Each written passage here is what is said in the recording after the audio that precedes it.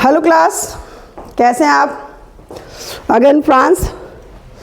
और जैसा कि मैंने आपको कल बताया कि फ्रांस में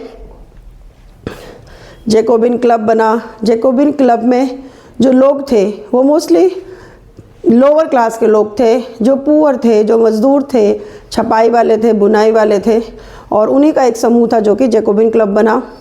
उन्होंने आंदोलन किए और लास्ट में क्या हुआ, राजा को फांसी की सज़ा दी गई। कुछ टाइम बाद में रानी को भी फांसी की सज़ा दी गई।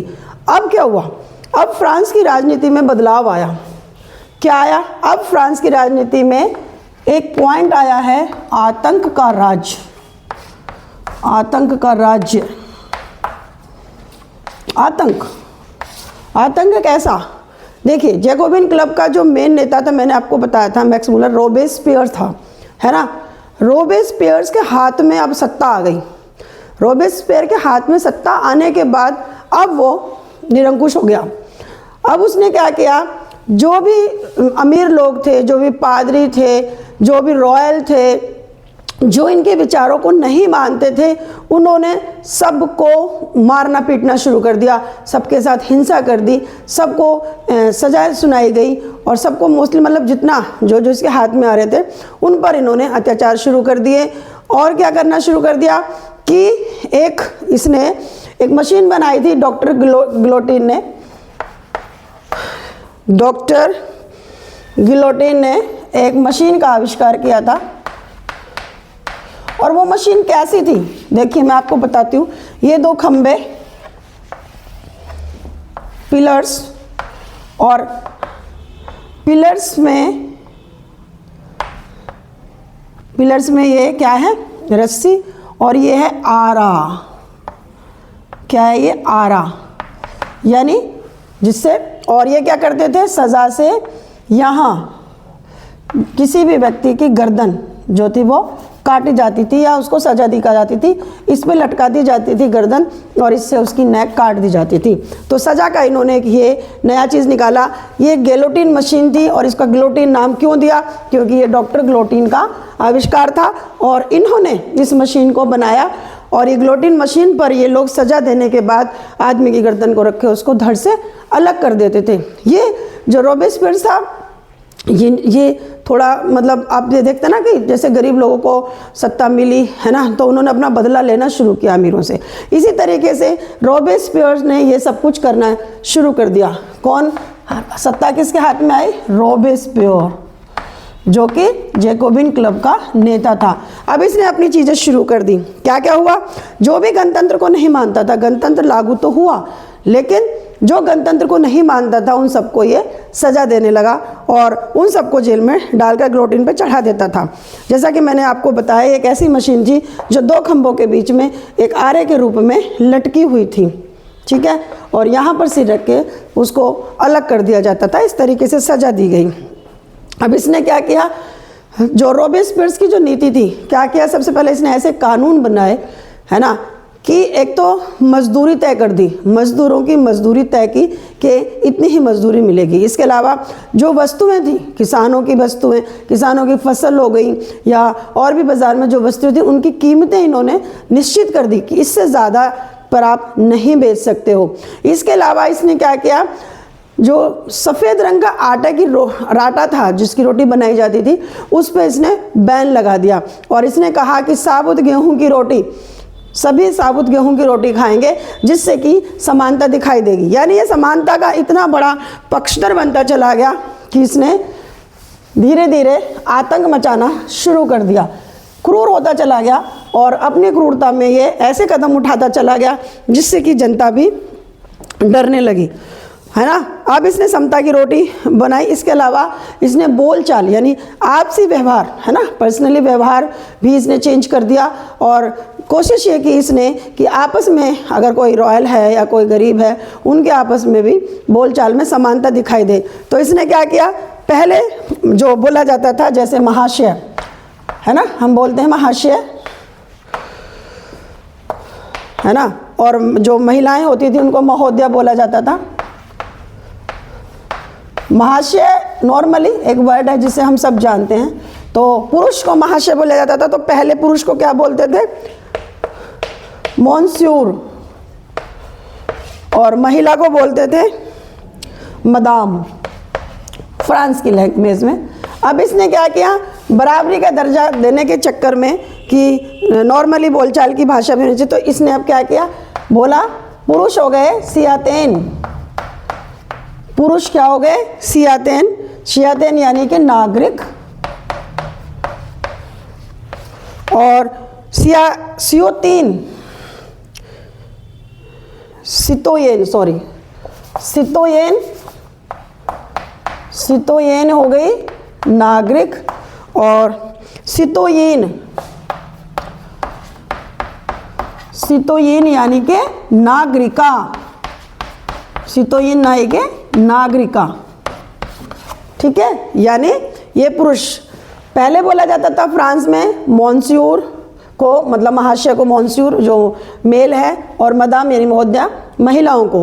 अब इसने बराबरी में व्यवहार में बोलचाल की भाषा में सितोयेन नागरिक हो गया यानी पुरुष नागरिक, और सितोयेन हो गई नागरिका यानी कि महिला नागरिक। तो इस तरीके से बोलचाल की भाषा में भी इसने समान व्यवहार लाने की कोशिश की, है ना। इसके अलावा इसने और क्या क्या किया, इसने चर्च बंद कर दिए, चर्चों को बिल्कुल बंद कर दिया, और जो चर्चों की बिल्डिंग थी, जो चर्च की बिल्डिंग थी, उनको या तो बैरक बना दिए या फिर उन्हें दफ्तर में कन्वर्ट कर दिया, ठीक है। अब इसने अपनी चीज़ें शुरू करी मनमानी, और अब क्या होने लगा, जो रोबेस्पियर था वो इतना क्रूर होता चला गया, इतनी मनमानी करने लग गया सत्ता आने के बाद, कि जो उसके समर्थक थे, जो उसी के जैसी जनता थी जिन्होंने उसे चुनकर भेजा था, जिन्हें रिपब्लिक की स्थापना की थी और अपना नेता बनाया था, अब वो ही डरने लगे, वो डरने लगे। तो अब जनता, जो आम जनता थी, वो इसके खिलाफ हो गई, और क्या हुआ कि लास्ट में इसको भी कैद किया गया, इस पे भी मुकदमा चलाया गया, और न्यायालय के द्वारा इसे दोषी ठहराने के बाद इसी गिलोटिन में इसको सजा दी गई, इसी आरे पर इसको लटकाया गया, है ना। और इस तरीके से रोबेस्पियर का आतंक का जो राज्य था वो समाप्त हो गया, और ये राज्य बहुत बड़े टाइम का नहीं था, 1793 से 1794 तक का ही था, 1793 टू 1794 तक का ही समय था। यानी एक साल में उसने इतनी क्रूरता दिखा दी, इतनी आतंक का राज्य फैला दिया कि उसको जनता ही उसके खिलाफ हो गई, जिसने कि उसको गद्दी पर बिठाया था, जिसने कि रिपब्लिक की स्थापना की थी और उसको अपना नेता चुना था। वही लोग डरने लगे कि यार ये तो पागल हो गया, तो सभी के ऊपर इस तरह की चीज़ें करने लगा है। तो इस तरीके से फ्रांस में एक आतंक राज आया एक साल के लिए, और फिर वो राज्य ख़त्म हो गया, है ना, क्योंकि ये बंदा ख़त्म हो गया। अब जब ये ख़त्म हो गया, अब क्या हुआ, अब फ्रांस में कौन सत्ता चलाएगा? तो एक डायरेक्टरी के हाथ में अब सत्ता आ गई, बीच में आता है डायरेक्टरी के हाथ में एक पावर आ गई, सत्ता आ गई। अब ये जो डायरेक्टरी ये क्या थी, ये थी मिडिल क्लास, जो संपन्न मिडिल क्लास था उनके हाथों में सत्ता आई, और अब 5 लोगों की एक परिषद बनाई गई। 5 लोगों की परिषद से 5 लोगों की परिषद के द्वारा अब ये जो संविधान की 2 परिषदें चुनी गई थी। 5 जो लोग थे, 5 परिषद नहीं, 2 परिषद और 5 मेंबर्स, 2 परिषद जिसमें कि 5 सदस्य थे, और इन्होंने अब एक कार्यपालिका बनाई और डायरेक्टरी को नियुक्त किया, ठीक है। अब इसमें जो डायरेक्टरी में जो मेंबर्स थे वो कौन थे? मध्यम वर्ग, मिडिल क्लास, मध्यम वर्ग के संपन्न लोग, समृद्ध लोग। मैं आपको फिर बता रही हूँ। अब ये समृद्ध लोग क्यों, ये जो नाम आता है ये क्यों? ये वही लोग थे जो कि जो नीचे लोग थे, जो तीसरे स्टेट के वो लोग थे जो कर नहीं दे सकते थे, या जिन्होंने जैकोबिन क्लब बनाया, जिन्होंने गणतंत्र की स्थापना की। अब इन्होंने वापस उनसे मताधिकार छीन लिया, ठीक है, मताधिकार छीन लिया। अब वापस से जिनके पास संपत्ति नहीं थी, जो संपत्ति विहीन थे, अब वो लोग फ्रांस में वोट नहीं कर सकते थे। अब क्या होने लगा, बड़ी खिचड़ पिचड़ मची फ्रांस में इस टाइम में। और अब इसके बाद क्या हुआ कि जो डायरेक्टरी थी इसकी हमेशा इस परिषद से लड़ाइयाँ चलती रहती थी, है ना, आपस में इनमें वाद विवाद होते रहते थे। तो ये बहुत लंबे समय तक नहीं चला, जो शासन था डायरेक्टरी वाला वो भी लंबे समय तक नहीं चला और ये लोग परेशान हो गए। अब क्या हुआ, ये जो सिस्टम चल रहा था कि गणतंत्र फेल हो रहा था, रॉबेस्पियर को लटका दिया गया था, डायरेक्टरी के हाथों में शासन आ गया था, वापस मिडिल क्लास के हाथों में शासन हो गया था।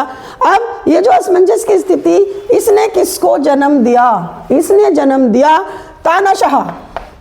और आप सभी जानते हैं ये तानाशाह कौन था? तानाशाह नेपोलियन